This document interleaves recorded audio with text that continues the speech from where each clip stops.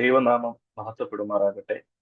സന്നിധരായിരിക്കുന്ന U sub region vice president ബഹുമാനപ്പെട്ട George ഉമ്മനച്ചൻ, ബഹുമാനപ്പെട്ട ബേസിൽ അച്ഛൻ, സബ് റീജിയൻ ഡയറക്ടർ ബഹുമാനപ്പെട്ട ജോൺ ഫിലിപ്പ് സർ, ഈ വർഷത്തെ സബ് റീജിയൻ ഓഫീസ് കൺവീനറായി പ്രവർത്തിക്കുന്ന ബഹുമാനപ്പെട്ട ഡിഞ്ചു സർ, സന്നിധരായിരിക്കുന്ന ബഹുമാനരായ headmasters, headmistress, teachers, നിങ്ങൾക്ക് ഏവർക്കും ക്രിസ്തു നാമത്തിൽ എന്റെ സ്നേഹവന്ദനം. എല്ലാ വർഷവും ഓരോ OBS-ഉം നമ്മെ നയിക്കുന്നത് വിശുദ്ധിയുടെ മാർഗങ്ങളിലേക്കും സാധ്യതകളിലേക്കുമാണ്.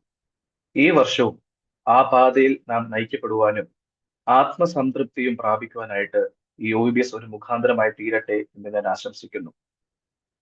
ഈ വർഷം നാം ചിന്തിക്കുന്നതും ജീവിത ലക്ഷ്യമാക്കി തീർക്കുന്നത് സങ്കീർത്തനം 119 അധ്യായം 9 വാക്യം, വാക്ക് ഇൻ പ്യൂരിറ്റി, അല്ലെങ്കിൽ നിർമ്മലരായി നടക്കാം എന്നാണ്. പരിശുദ്ധ വേദപുസ്തകത്തിലെ ഏറ്റവും വലിയ ഒരു അധ്യായമാണ് 119 സങ്കീർത്തനം. 22 അധ്യായങ്ങളാണ് ഇതിന്, 22 ഡിവിഷൻസ് ഉണ്ട് 119 സങ്കീർത്തനത്തിന്. കാരണം എബ്രായ ആൽഫബറ്റിക്കൽ ഓർഡറിലാണ് ഈ ഒരു സങ്കീർത്തനത്തെ ഓർഡർ ചെയ്തിരിക്കുന്നത്. എബ്രായ ആൽഫബറ്റിക്കൽ ഓർഡറിന്റെ ആലഫ് തൊട്ട് ഇങ്ങ് താവ് വരെ എന്ന 22 അക്ഷരങ്ങളെ കുറിച്ച്, 22 അക്ഷരങ്ങൾ ഉള്ള ഒരു സങ്കീർത്തനമാകുമ്പോൾ ആ ഓരോ അക്ഷരങ്ങൾ തുടങ്ങുന്നത് ഓരോ അക്ഷരത്തിലാണെന്നാണ് പറയുന്നത്. കാരണം ആലഫ് എന്ന ഒരു പ്രത്യേക സെക്ഷൻ നോക്കുമ്പോൾ ആ വേർഡിങ്സ് എല്ലാം ആരംഭിച്ചിരിക്കുന്നത് എയിലും, അതുപോലെ ബേത്ത് എന്ന സെക്കൻഡ് സെഷൻ നോക്കുമ്പോഴത്തേക്ക് ആ എല്ലാ വാക്കുകളും എബ്രായ ബൈബിൾ നമ്മൾ നോക്കുമ്പോൾ, ഹീബ്രു ബൈബിൾ നോക്കുമ്പോഴത്തേക്ക് അവിടെ ബേത്തിൽ നിന്നാണ് എല്ലാ അക്ഷരങ്ങളും അവിടെ തുടങ്ങിയിരിക്കുന്നത് എന്നാണ് ബിബ്ലിക്കൽ സ്കോളേഴ്സ് നമ്മളോട് പറയുന്നത്. So Psalms 119 is well known for its teaching on God's law. It was written in the post-exilic era. The psalmist know firsthand the oppression of evil. He has been surrounded by wickedness, pursued by the arrogant and proud, humbled by sorrow and disgrace. Yet his refuge is in God. He constantly cries out to God, retreats into his shadow, and finds solace in his strength. അപ്പോൾ ഈ സങ്കീർത്തനക്കാരൻ ഇത് എഴുതിയിരിക്കുന്നത് ഒരുപക്ഷെ അദ്ദേഹത്തിന്റെ ജീവിതത്തിൽ ഒരുപാട് കഷ്ടപ്പാടും പ്രയാസങ്ങളും വന്നപ്പോഴത്തേക്ക് എങ്ങനെ ദൈവത്തിങ്കിലേക്ക് കൂടുതൽ ശ്രദ്ധ കേന്ദ്രീകരിക്കാം എന്നൊരു നിലയിലാണ് 119 സങ്കീർത്തനം എഴുതപ്പെടുന്നത്. This is a psalm not only of law but of love, not only of statutes but of spiritual strength, not only of devotion to precept but of loyalty to the way of the Lord. ഈ ഒരു സങ്കീർത്തനത്തിന്റെ പ്രത്യേകത എന്താണെന്ന് വെച്ച് കഴിഞ്ഞാൽ, ഒരുപക്ഷെ ദൈവത്തിന്റെ നിയമങ്ങൾ മാത്രം ചൂണ്ടിക്കാണിക്കുന്നതായ ഒരു സംഭവത്തിനേക്കാൾ ഉപരി ദൈവത്തോട് എത്രമാത്രം സ്നേഹം നമുക്ക് പുലർത്തുവാനായിട്ട് സാധിക്കും എന്ന് സങ്കീർത്തനക്കാരൻ നമ്മെ കാണിക്കുന്നു. പ്രത്യേകിച്ച് രണ്ടാം സെക്ഷനാണ് നമുക്ക് ഇന്ന് ചിന്തിക്കാനായിട്ടുള്ളത്. സങ്കീർത്തനം 119 9 വാക്യം. Here the psalmist as a wisdom teacher asks the rhetorical question, how can a young man keep his way pure? And as a teaching device, similar to that found in Proverbs 1, 4, 25, 12 to 13, and Ecclesiastes 11, 9 and 12, 1. The young man is the disciple, also equivalent for blameless and steadfast by the practice of godliness. As the wise guard the revealed will of God, so must the disciple guard God's word. ഇവിടെ വേർഡിന് എബ്രായ പദം ഉപയോഗിച്ചിരിക്കുന്നത് ദാബർ എന്ന. ഈ ദാബർ എന്ന ഈ ഒരു പ്രത്യേകിച്ചുള്ള വാക്യം ഏകദേശം 24 പ്രാവശ്യമാണ് ഈ ഒരു സെഷനിൽ നമുക്ക് കാണുവാനായിട്ട് സാധിക്കുന്നത്. ദാബർ എന്ന വാക്ക് പറയുമ്പോഴത്തേക്ക് that directly come out from the Lord's mouth എന്നാണ് പറയുന്നത്. കാരണം അതിനൊരു പ്രോമിസ് എന്നും പറയാം, അതിനൊരു എക്സ്ഹോർട്ടേഷൻ എന്നും പറയാം.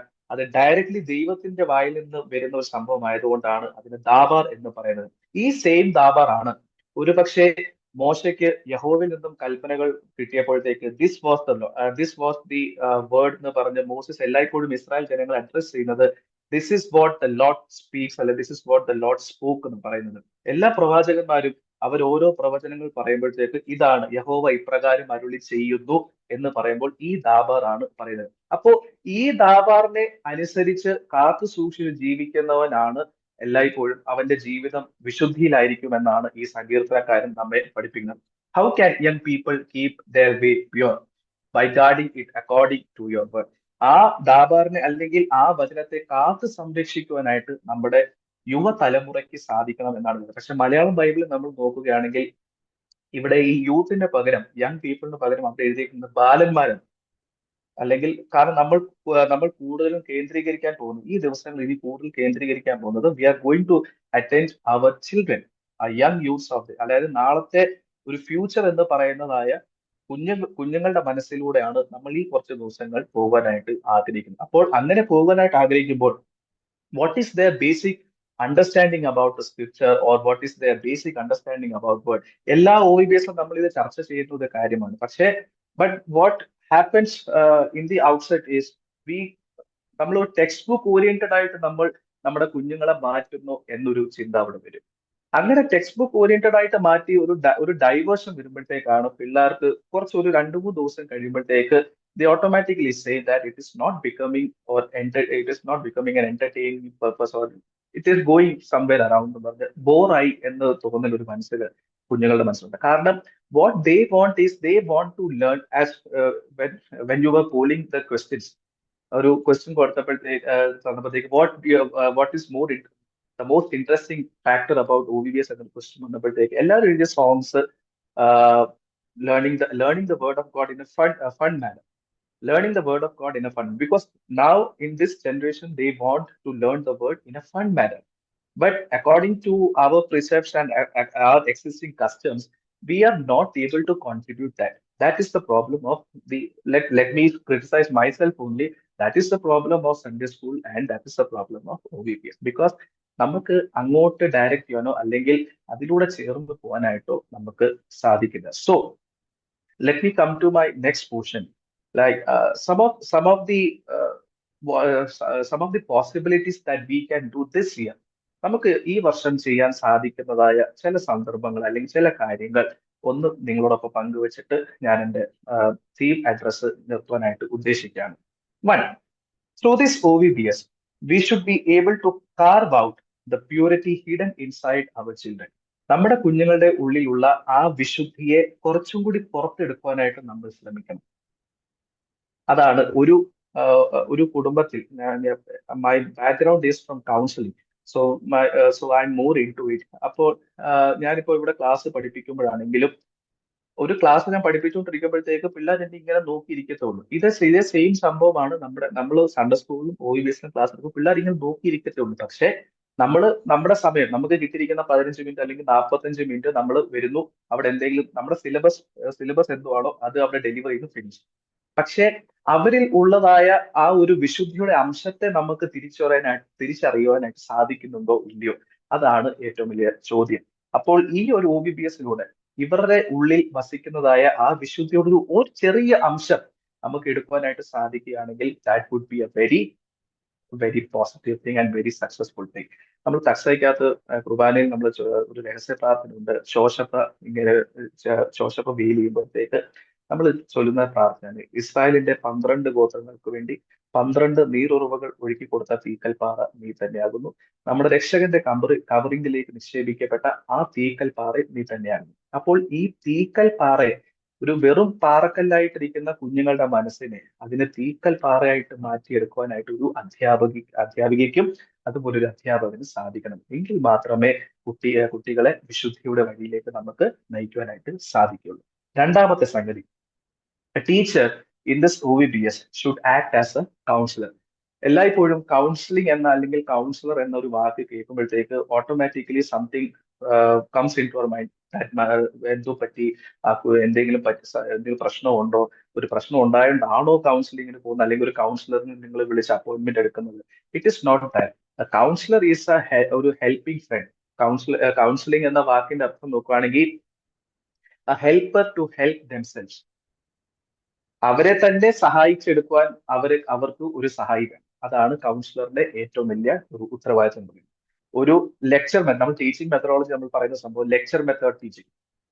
ക്ലാസ്സിൽ വരുന്നു, ഓഡിയത്തിന്റെ ഫ്രണ്ടിലോ അല്ലെങ്കിൽ നമ്മുടെ ഡെസ്കിന്റെ അവിടെ നിൽക്കുന്നു, നമ്മുടെ നേരത്തെ പറഞ്ഞ പോലെ എന്തൊക്കെയാണോ സിലബസിനകത്തുള്ളത് ആ കരിക്കുലം എല്ലാം പറഞ്ഞു കൊടുക്കുന്നു, നമ്മുടെ 45 മിനിറ്റ് കഴിഞ്ഞ് പോകുന്നു. പക്ഷേ ഇതിൽ നിന്ന് ഞാൻ ഇന്ന് ഇവിടെ ക്ലാസ്സിൽ പഠിപ്പിച്ചതായ കാര്യത്തിലൂടെ എനിക്ക് എൻ്റെ കുഞ്ഞുങ്ങളെയോ അല്ലെങ്കിൽ അവരുടെ ഉള്ളിൽ പുതിയ ഒരു ആശയത്തെ വളർത്തിയെടുക്കാനായിട്ട് എനിക്ക് സാധിച്ചിട്ടുണ്ടോ ഇല്ലയോ എന്ന് ചിന്തിക്കേണ്ടതായ ഒരു സമയമാണ്, ഒരു കാലഘട്ടമാണ് നമ്മൾ ഇപ്പോൾ കടന്നു പോകുന്നത്. കാരണം എല്ലാ കുഞ്ഞുങ്ങളുടെയും വീട്ടിലെ അന്തരീക്ഷം അല്ലെങ്കിൽ വീട്ടിലെ എൻവയൺമെന്റ് ഒരുപോലെ ആവണം എന്നില്ല.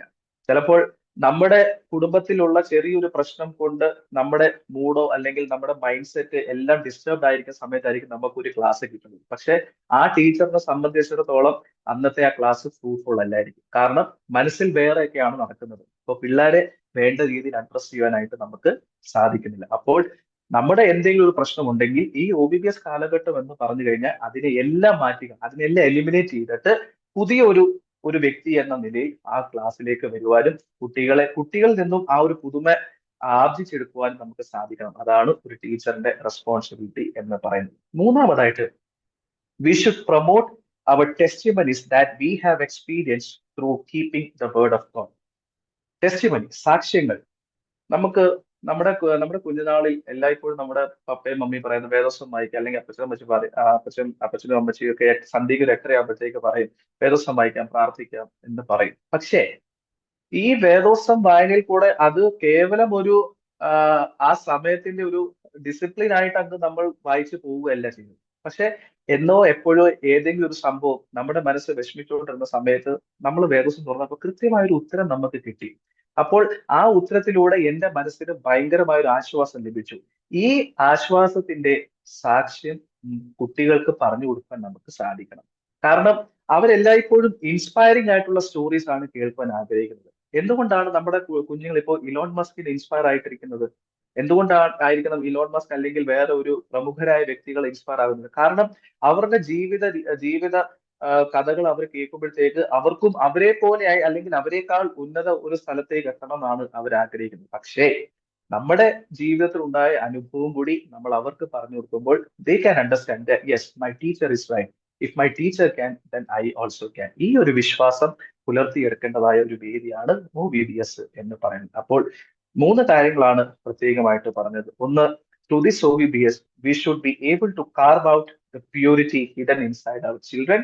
Second, the teacher here should act as a counselor, a guiding light, a helper to help themselves. And 3, we should promote our testimonies that we have experienced through keeping the word of God. Now, why am I telling this? Because everybody in this modern century, the influence of artificial intelligence and the social media is ruining the careers of our children. കാരണം ഒരു counselling പെർസ്പെക്റ്റീവിൽ ഞാൻ അത് പറയുകയാണെങ്കിൽ, എന്റെ വീട്ടിൽ വന്നിട്ട് അല്ലെങ്കിൽ ഞാൻ ഒരു വീട്ടിലായിരിക്കുമ്പോഴത്തേക്ക് ഏതെങ്കിലും ഒരു കുട്ടി വീട്ടിലായിരിക്കുമ്പോഴത്തേക്ക് that particular child might feel some difficulty to express his or her emotions to their parents. അപ്പോൾ അതിനെ ഐഡന്റിഫൈ ചെയ്യാൻ നമുക്ക് ഈ ഒരു OBBS വേദി തിരഞ്ഞെടുക്കണം. ക്രിസ്ത്യൻ പേരന്റിങ്ങില്, ഞാനിപ്പോഴും പേരന്റിങ്ങിന്റെ ക്ലാസ് എടുക്കുമ്പോഴത്തേക്ക് ഞാൻ പറയുന്നത്, we should always concentrate on these age categories 13 to 19. 13 മുതൽ 19 വയസ്സ് വരെയുള്ള കുട്ടികളിൽ നമ്മൾ കൂടുതൽ ശ്രദ്ധ പുലർത്തേണ്ടത്. കാരണം നമ്മൾ അവർ ഒരിക്കലും ലെക്ചർ ചെയ്യോ സജഷൻസ് പറയോ അഡ്വൈസ് ചെയ്യാനായിട്ട് ശ്രമിക്കരുത്. But rather we should counsel them. Why? Because in this stage the teacher or the parent needs to be friends. ഒരു രക്ഷിതാവിനെക്കാട്ടിലും ഉപരിയായിട്ട് ഒരു സുഹൃത്തായിട്ട് ഒരു മാതാപിതാക്കൾ അല്ലെങ്കിൽ അധ്യാപകർ ഈ കുട്ടികളോട് ഇടപെടാനായിട്ട് തയ്യാറാവുകയാണെങ്കിൽ they will not start to hide any kind of emotion from you, because they will feel some more comfortable by expressing something to you which they believe that it is some kind of a terrible experience which I am experienced, I should not share with someone else. പക്ഷെ അത് ഉണ്ടാവാതിരിക്കാൻ വേണ്ടി ഒരു friendly attitude നമ്മൾ teacher എന്ന നിലയിലും അതുപോലെ parent എന്ന നിലയിലും ഈ ഒരു കാലഘട്ടത്തിൽ 13 മുതൽ 19 വയസ്സ് വരെയുള്ള കുഞ്ഞുങ്ങളിൽ കൂടുതൽ ശ്രദ്ധ പുലർത്തുവാനായിട്ട് സാധിക്കണം. പ്രിയമുള്ളവരെ, ഞാൻ എന്റെ സെഷൻ അവസാനിപ്പിക്കാനായിട്ട് ആഗ്രഹിക്കുകയാണ്. വാക്ക് ഇൻ പ്യൂരിറ്റി എന്ന ഒരു തീം നമുക്ക് എങ്ങനെ പ്രാക്ടീസ് ചെയ്യാം? ഞാൻ ആ പ്യൂരിറ്റി എന്ന വാക്കിനെ ഞാനൊരു അക്രോണിമായിട്ടാണ് ഇവിടെ എടുത്തിരിക്കുന്നത്. ഓരോ ലെറ്റേഴ്സിനും ഞാൻ എന്റെ ഒരു ചിന്തയിൽ ഞാൻ ഇത് കൊടുത്തിട്ടുണ്ട്. P stands for practice, U stands for understanding, R stands for reading, I stands for imitating, and T stands for thinking, and Y stands for Yahweh. ആരെ കുറിച്ചാണോ നമ്മൾ ആരെ തേടിയാണോ നമ്മൾ ഈ OVBSലേക്ക് നമ്മുടെ കുഞ്ഞുങ്ങളെ ക്ഷണിക്കുന്നത്, ആരെ അല്ലെങ്കിൽ എങ്ങനെ വിശുദ്ധിയിലേക്ക് നയിക്കപ്പെടണമെന്ന് നമ്മൾ ടീം ചിന്തിക്കുമ്പോൾ യഹോവയായ ദൈവമായിരിക്കണം നമ്മുടെ ചിന്താവിഷയം. അതിന് we should practice Yahweh, we should understand Yahweh, we should read Yahweh, we should imitate Yahweh, we should think about Yahweh. എങ്കിൽ മാത്രമേ നമുക്ക് വിശുദ്ധിയിലേക്ക് നടക്കുവാനും നമ്മുടെ കുഞ്ഞുങ്ങളെ അതിലേക്ക് നയിക്കാൻ നമുക്ക് സാധിക്കുകയുള്ളൂ. ആ ഒരു മഹത്തായ അനുഭവത്തിന് ഈ ഒരു OVBS വേദിയായി തീരട്ടെ എന്ന് ഞാൻ പ്രാർത്ഥിക്കുന്നു. ദൈവത്തിന്റെ പരിശുദ്ധാത്മാവിന്റെ അതുപോലെ ദൈവത്തിന്റെ അളവറ്റ കൃപ ഈ ഒരു OVBS കാലഘട്ടം നമ്മോടൊപ്പം, ടീച്ചേഴ്സിനോടൊപ്പം, അതുപോലെ ഇതിന്റെ മുന്നിലും പിന്നിലും പ്രവർത്തിക്കുന്ന എല്ലാ പിന്നണി സംഘങ്ങളോടും ഉണ്ടായിരിക്കട്ടെ എന്ന് ഞാൻ പ്രാർത്ഥിച്ചുകൊണ്ട് എന്റെ വാക്കുകളെ ഞാൻ നിർത്തുന്നു. ദൈവം നമ്മെ അനുഗ്രഹിക്കുമാറാകട്ടെ. താങ്ക് യു റോജൻ അച്ഛാ. എനിക്ക് തോന്നുന്നു വളരെ ക്വിക്കായിട്ടുള്ള ഒരു സെഷൻ പോലെ തോന്നിയെങ്കിലും ഓരോ ആശയങ്ങളും ക്രിസ്പ് ആൻഡ് ക്ലിയർ ആയിട്ട് എല്ലാവരുടെ ഹൃദയങ്ങളിലേക്ക് പതിയത്തക്ക വിധം അച്ഛൻ അതിനെ മനോഹരമായിട്ട് പ്ലേസ് ചെയ്തു എന്ന് തന്നെയാണ് ഞാൻ വിശ്വസിക്കുന്നത്. ടീമിൻ്റെ ബിബ്ലിക്കൽ ബാക്ക്ഗ്രൗണ്ട് ആയാലും കുഞ്ഞുങ്ങളെ എങ്ങനെ ഹാൻഡിൽ ചെയ്യണം എന്നുള്ളതായാലും എനിക്ക് നമ്മുടെ എല്ലാ ടീച്ചേഴ്സിനും what we need to achieve in this OVBS നമുക്കെപ്പോഴും കുറച്ച് ഒബ്ജക്റ്റീവ്സ് ഉണ്ടാകാറുണ്ട്. പക്ഷേ എന്നിരുന്നാൽ ഇപ്രാവശ്യം അതെങ്ങനെ സ്ട്രക്ചർ ചെയ്യണമെന്നുള്ളത് നമ്മുടെ മനസ്സിലായി അതിൻ്റെ ഒരു സ്ട്രക്ചർ ഉണ്ടാക്കി തരുവാൻ തക്കവണ്ണം അച്ഛൻ്റെ സെഷന് സാധിച്ചു എന്നതിന് സംശയമൊന്നുമില്ല. അച്ഛാ, thanks a lot for the very, very nice session which you have given us. We will all try our best that we try to keep this as our objectives and achieve that objectives to the best of our ability, and may God bless all of us.